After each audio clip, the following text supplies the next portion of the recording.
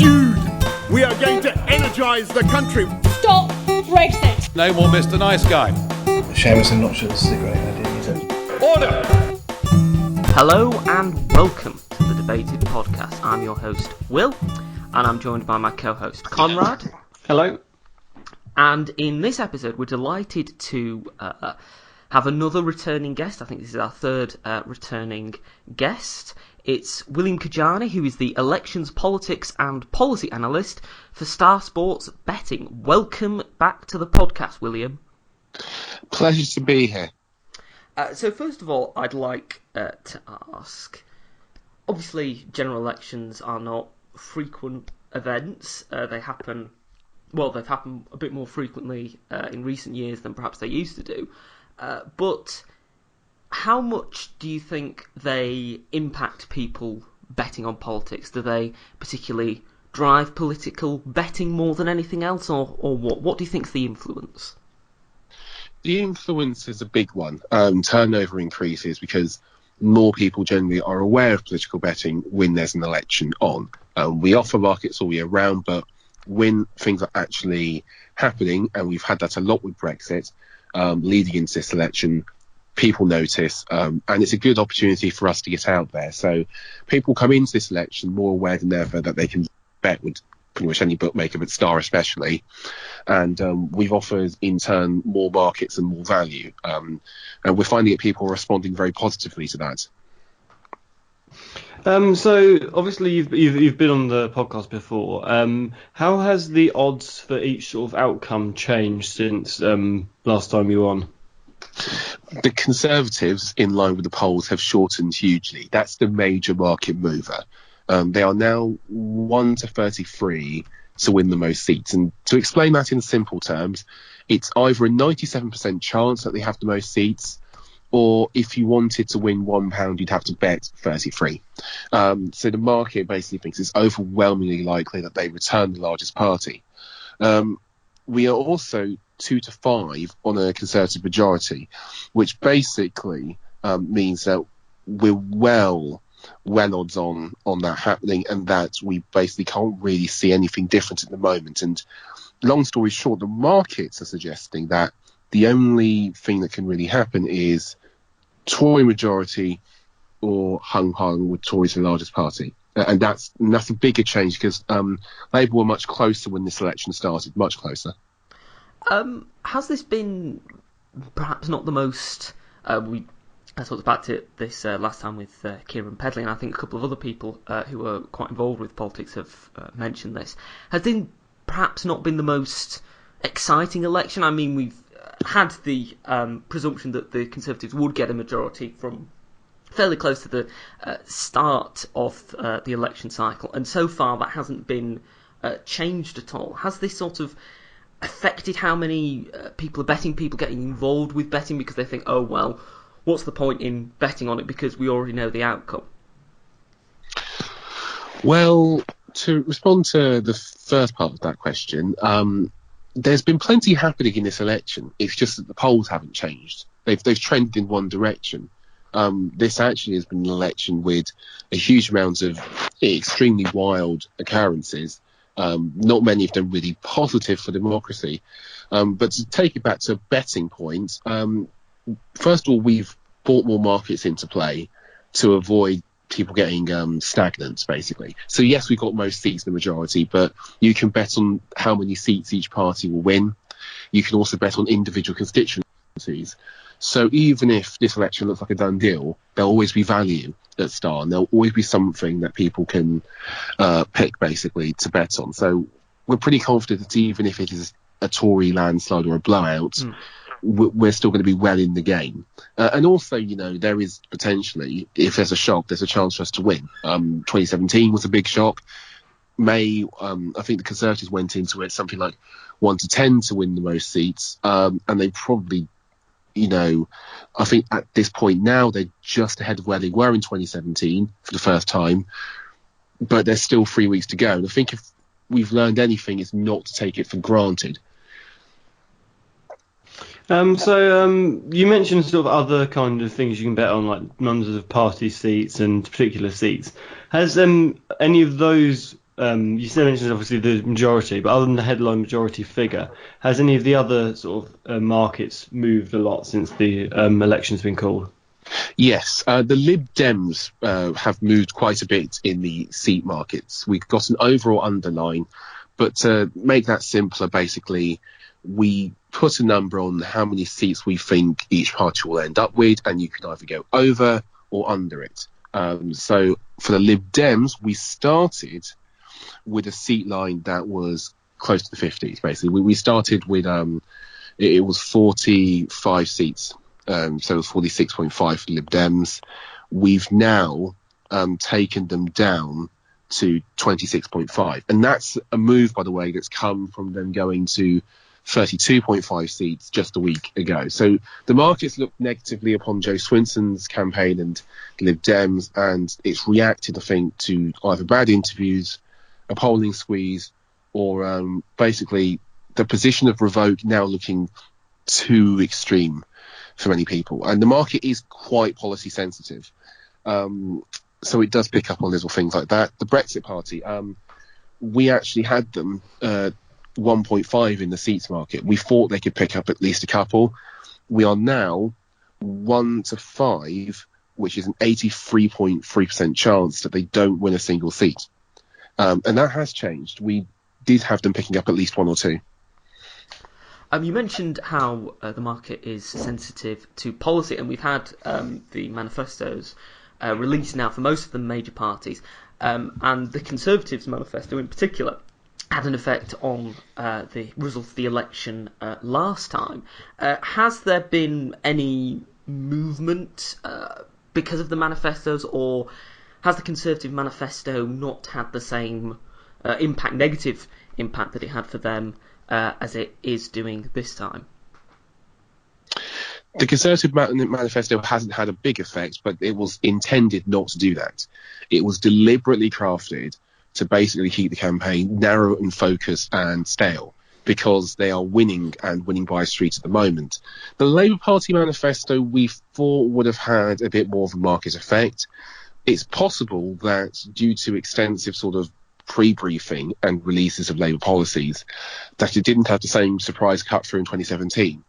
It was more radical than the 2017 manifesto, and by a good margin, but people were expecting that. And I don't think people were quite expecting it in 2017, when Corbyn was a relatively unknown quantity. And that was the same case for the market too. The market has a very defined view of Jeremy Corbyn now.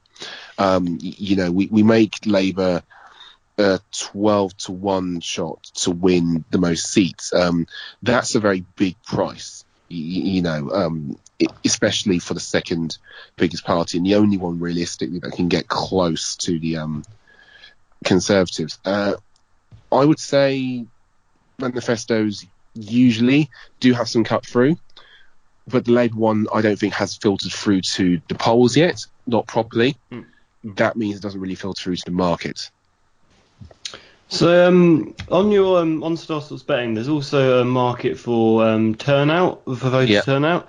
Now, what are the odds for that, and why do you think that that's the area in which it's likely to be? Okay, so we have banded odds for voter turnout. They go from basically under 50% right up to over 85. The favourite in the voter turnout market is actually for a sort of reasonably impressive total of 65 to 69.99% at 6 to 4. And 60 to 64% voter turnout is 5 to 2. And 70 to 74.99 is 11 to 4. Basically, we think it will land there. We've seen decent amounts of support for somewhere in 65 to 69%. We're currently 6 to 4 on that, which I guess to simplify it, it's somewhere close to 45%. But basically, the last two elections have had turnouts in the mid-60s. This election, I know it's happening in the middle of winter, but it's such an important election, and people genuinely think that, no matter what they think about the parties, that it's likely to have a reasonably high turnout anyway. And we'd be fairly surprised, I think, if it turned out that we had a dip in turnouts. And most punters seem to think we'll get reasonable amount. Most punters seem to think that we'll get maybe not as much as the last election, but they're not betting on any dip. We haven't seen anything like that in the markets. I personally think we're likely to get 65 to 69. And by the way, 6 to 4 is 40%. I should have just said 40%. So on the dot, there's a 40% chance, according to us, that 60 to 65% of voters actually engage. Now, you mentioned constituency, voting on particular constituency results earlier. And I just wondered, how do you come to particular odds for particular seats? Because I know there is obviously polling for certain constituencies, but there is also not individual polling for other constituencies. And there will be particular things that may favour one candidate over another locally that don't necessarily come out in nationwide polling. So I wondered how, with individual seats, you come up with particular odds. Okay, so we use a range of methods. The first will be national swing. So estimated national swing in line with majority of, incumbent candidates usually gives you some sort of a baseline to work out from. We've recently been able to use much more sophisticated methods. So we have MRP modelling. We take it from data practice, whatever, it's in the paper, so we can use it too. We also have things like Flammable, which takes a swing and combines it with data about particular constituencies to give an estimate. This is basically the model that gives the Lib Dems quite a few big pickups and usually has the Tories winning 330 seats or upwards, depending on what the polls its Fed says. Also, sometimes it just will be on the ground knowledge. Sometimes it just will be, what do we think will happen here? For instance, we can still make Boris Johnson a 6 to 1 shot. So, well odds on, like over 80%, or actually, 85.47% chance to win his seat. But that doesn't mean Labour's Ali Milani doesn't have a chance. We go 4 to 1 on him. That's, we think, a reasonable position to hold. Sometimes we'll use swings. Sometimes we'll estimate that a particular candidate is a bit vulnerable. So we make the S&P 100 to 30 to win Eastern Bartonshire, which is Joe Swinson's seat. That's a 23% chance.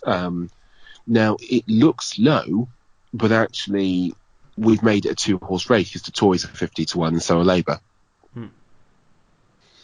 So going on the topic of constituencies, how do you decide which constituencies to do odds for and which ones not to? Obviously, for like safe seats, that's kind of given. But you're probably less likely to do odds for those ones. But in terms of which marginal seats to sort of pick up on. Is that how did we decide to pick up which marginal seats? So which constituencies to do odds for and which ones not to? Oh, yes. Basically, if people ask, we'll put them up. We also have seats of interest. Marginals we go for. There's lots of marginals in this election.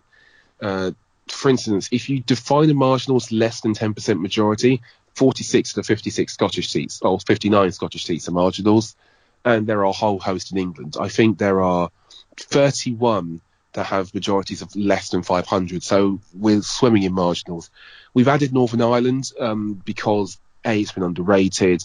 B, there are alliances and pacts now. So much more of a competitive challenge for the punters who can get a decent price. We've added plenty of Midlands and Northern looking seats because they're going to be most heavily contested. So you don't need to just put in an odds-on shot and be done with it. People have a real choice in the competitive market. We've also added the central London seats because they're freeway marginals with the Lib Dems on the rise. And, of course, we've added a couple of the seats where Labour are trying to do a Portillo moment. So Chingford and Woodford Green, where we make Faisal Shaheen a 2 to 1 shot to beat Ian Duncan Smith, who's 4 to 11. But we've also got Devon East, where Claire Wright's standing.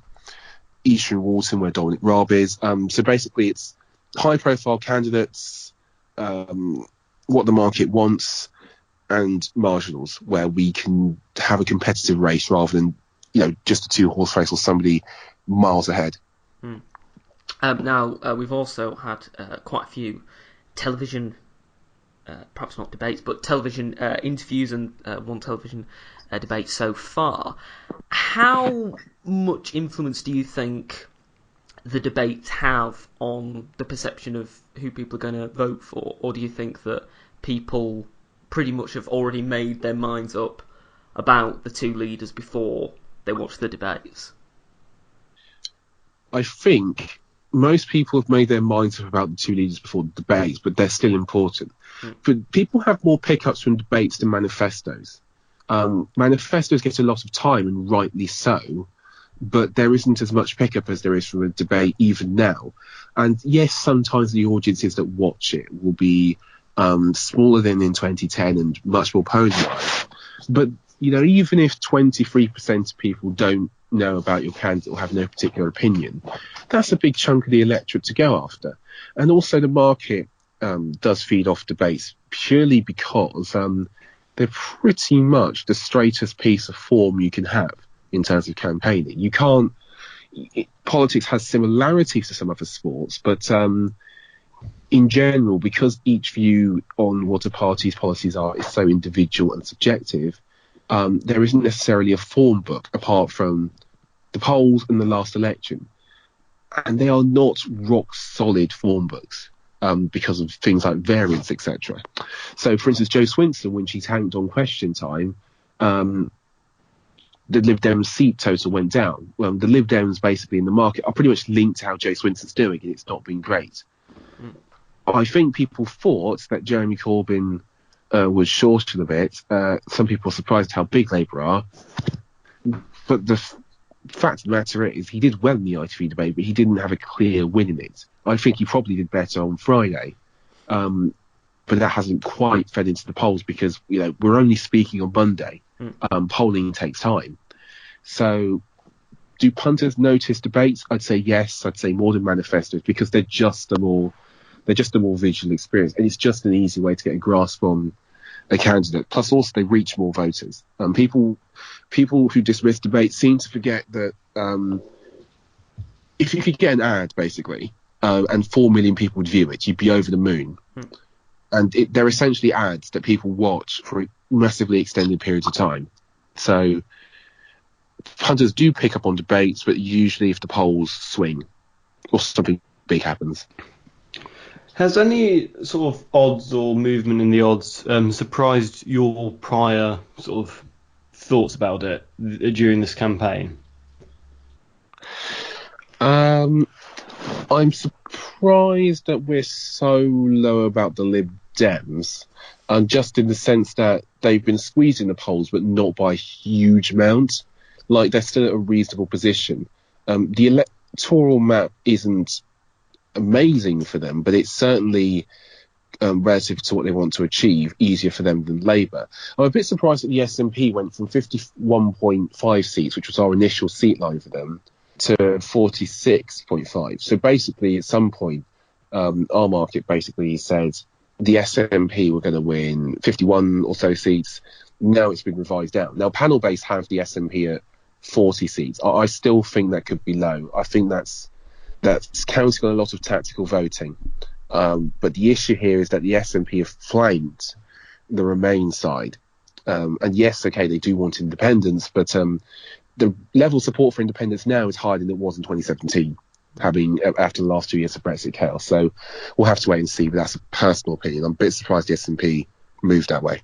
In terms of the SNP, though, is that not likely due to the Brexit Party dropping out in some Tory-held seats? So, in fact, that because obviously they're not staying Tory seats, that will help the Tories cling on to a few that could have been quite close between them and the SNP? Yeah, it will do. Only thing is those Tory majorities were low. They were low. We are not necessarily talking about seats in the Midlands or seats up in the north, etc. That Labour would have maybe had a inkling at targeting. We're not talking about Telford here. We're talking mainly about places where the SNP didn't get the turnout they did in 2015 and 2017, and where people began to fret a bit about, well, not fret a bit about Scottish independence, but people backed unionism a bit harder following that win. I think a couple of those needles have moved, and it'll be interesting to see where they come out, because we still rate the SNP highly in our markets, still very highly.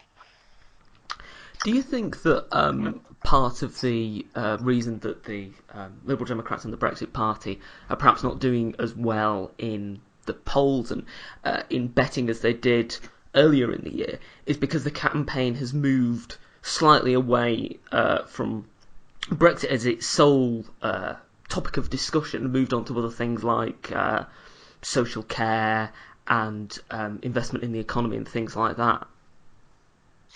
Yes. And it's actually hurt the Lib Dems more than most people would care to admit, because the Lib Dem approach was to outflank Labour on Remain, and they did that successfully with revoking Article 50. But now you have a Tory government that is, on the face of it, preparing to pass a deal that is now seen as a much more extreme option, which is isolated. Labour, for all their deficit in the polls, have actually had a good campaign in terms of issues. Lots of big signature bold policy announcements that have made people think, oh, what can this opposition do for me? Or at least they've dominated the air war, because people are talking about what Labour can do for them, and they're getting sort of 6-7 minutes of airtime on the 6 and the 10, etc. The Lib Dems have struggled in that sense because they've run the Remain cause extremely hard. But if one party is now offering you a second referendum with an option to remain, which, let's be honest, most Lib Dems have bitten your hand off for 12, 18 months ago, there's going to be a squeeze in those votes. And it's just a realism avenue as well. The Lib Dems started with the Joe Swinson can be Prime Minister phase, which I think it was probably the ambition of a party that wanted to seem presidential and ambitious and wanted people to know that they could vote Lib Dem. I don't think it's worked out for them, but things can still change. So do you think tactical voting will have a big impact in this election on both the Remain and Leave sides? It will have a big impact in certain constituencies, so we're watching it closely. It will certainly have an impact betting in this election. So for us, yes. For the wider population, I don't know. I don't really know, because the actual amount of people that are planning to tactically vote, or who have indicated to pollsters that they're going to tactically vote, is less than 20%. Now, if you concentrate that in the right areas, it can have a big effect. But the Labour Party has significant differences with the Liberal Democrats, and they're the two biggest parties of Remain. The Greens got the raw end of the deal in terms of the Remain alliance, and so did I think so did Plaid as well.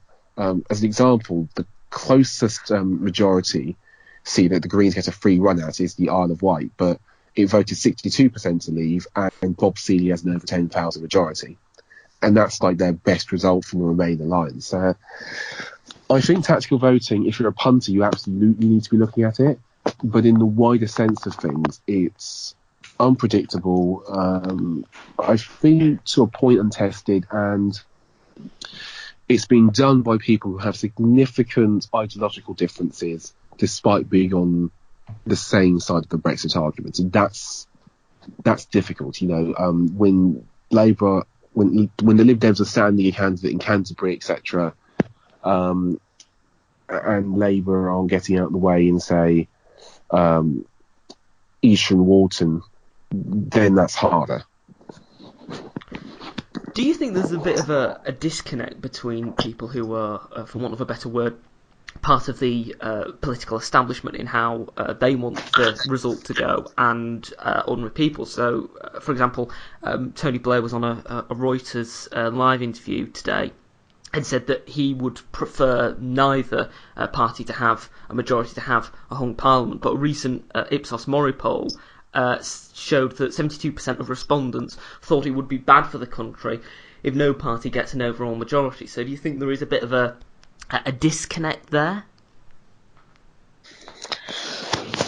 I think there is actually more of a connection between the certain class of commentariat, so let's say paper columnists, etc., and the majority of people, because I know that people are tired of sick and tired of chaos, and you might say, oh, the political class doesn't understand this. Well, actually, a lot of them are Conservative backers who would like nothing more than a Conservative majority government. Certainly the people who are writing and commenting in the Tory press would be delighted with a majority. They'd be delighted. I think we overestimate the difference between the commentariat and the country as a whole, mainly because people tend to look at real people, which is always a phrase I've hated, essentially as working class, like leaning into the middle class. And they always think there was one certain type of voter. And we've seen this before. Workington man, who has, rest in peace, seemingly been put into the early memories of this election. Mondale man, the shy Conservative, etc. Every other election or so, this happens. And I think actually the commentariat, if anything, is closer linked to like the country as a whole than most people would admit. Well, we're coming to the end of the podcast. It's been great to have you on again, William. You're more than welcome. Great to be on. You're more than welcome to come on again any time you'd like. So, I'd just like to ask you one question. We've previously in the last two podcasts, I've asked our guests what they would like for Christmas, but you get a bonus question attached to that because I know it's your birthday in a couple of days. So I'd like to ask, what would you like to get for your birthday, and then what would you like to get for Christmas? Oh, that's a really good question. For my birthday, I would very much like a new laptop battery. Is a sort of selfish wish, but that would be amazing. That would be honestly truly amazing. And for Christmas, what would I like for Christmas? I'll tell you what I'd like for Christmas. I would very much love before Christmas for Star to have been on TV in some capacity. I say TV again. We've managed to get into the background of a couple of Sky News and BBC shots, and before Christmas, if we'd been on TV again, and there's something in the works on that, that would have been amazing. Well, I hope you will get your wish, and I'm sure that all our listeners would like to see Star appear on TV as well. So, thank you once again for coming on the podcast. Thank you very much. If you would like to follow us, you can follow us on Twitter at Debated Podcast. You can like us on Facebook at Debated Podcast. Follow us on iTunes, Spotify, Spreaker, and YouTube. And if you'd like to email us, you can do so at thedebatedpodcast@gmail.com. Thank you for listening to this podcast. I hope you listen to the next one.